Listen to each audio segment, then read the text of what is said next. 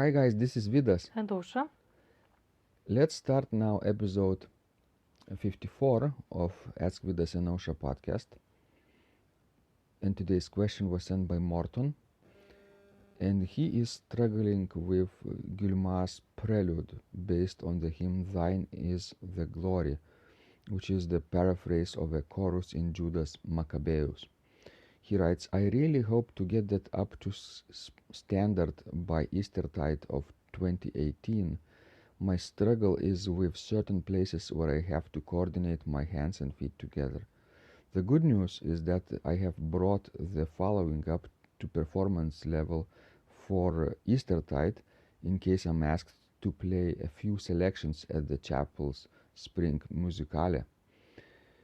Charles Callahan also he's struggling with an Eastertide number 2, an Easter meditation. So there are a few other pieces like Martin Gaskell, The Strife is Over.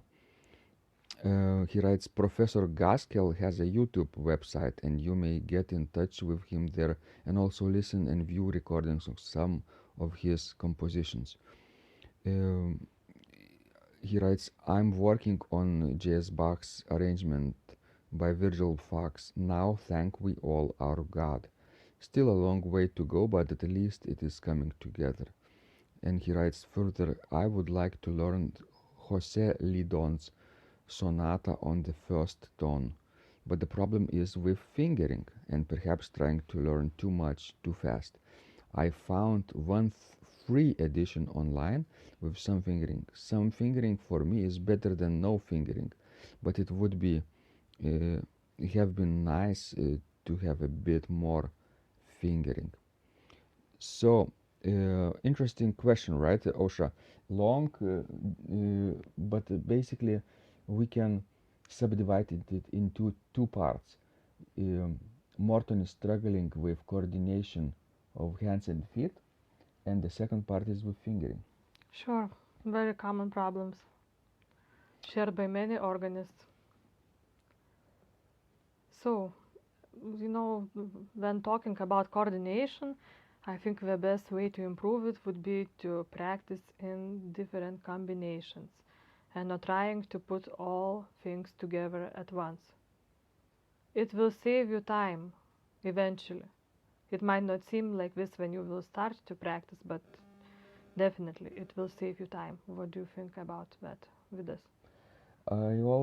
I agree with you, and I also think that from the list of pieces that Morton has listed here, he is practicing quite a few of compositions, maybe too many.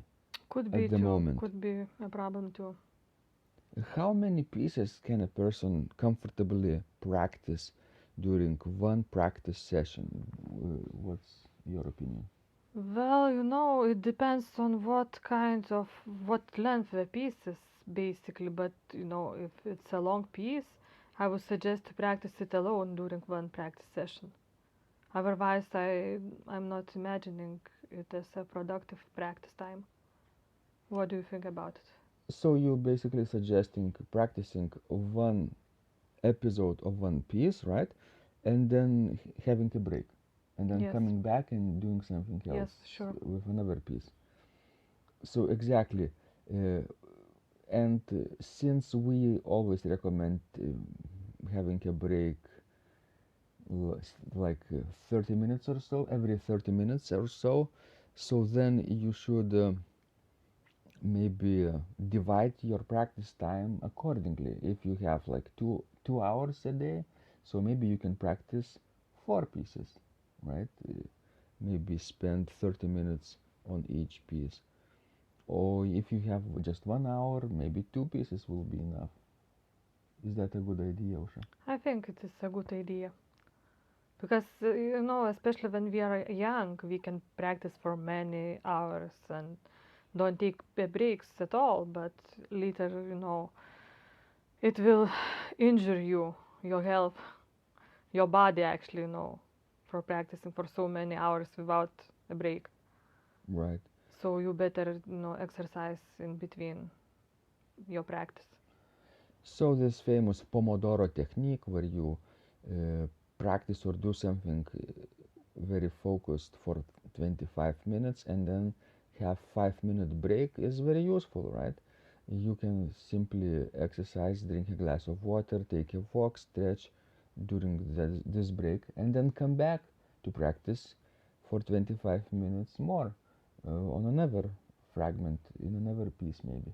I think that's a good idea. So going back to Morton's question about coordination, uh, as you suggest, it's really wise to spend considerable amount of time with combinations and separate voices. Yes. Don't go to another combination unless you can play without mistakes fluently 3 times in a row the current Sure. one. Because, for example, if you are playing, a hard spot only with your left hand and feet, and you still struggle with it, definitely, if you will add the right hand, you will not be able to play it correctly. So just, Exactly. be honest with yourself. And don't try to rush. There is no point of rushing. I think you have to enjoy the process and not necessarily the result. Don't be anxious to get the result too fast. Well, if you will practice right, the results will be good, I believe. Every day you will get better. You will notice that. Yes, And that's the biggest joy, I think. sure. Wonderful. And going back to fingering portion of the question, Osha, is there a way for him to get the fingering easier if the piece is not fingered enough?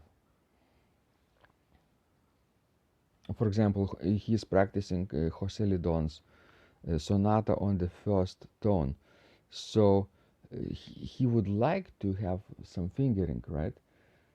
Maybe we could produce a score with fingering for him too. But if there is no score with fingering, what should he do? Well, he then should write down his own fingering, actually, I think, especially in the hard spots. Maybe not entire piece, but those hard places. Exactly. This would help. Otherwise, also writing down fingering will save you a lot of time. Because if you practice without any fingering written down, it means that every time you will play the same spot with different fingering, and it will slow down your process of learning. Well, exactly. So, guys, we hope that this has been useful to you, and please send more of your questions. And you can do that by subscribing to our blog at organduo.lt if you haven't done so already, and simply by replying to any of our messages. We would love to help you grow as an organist.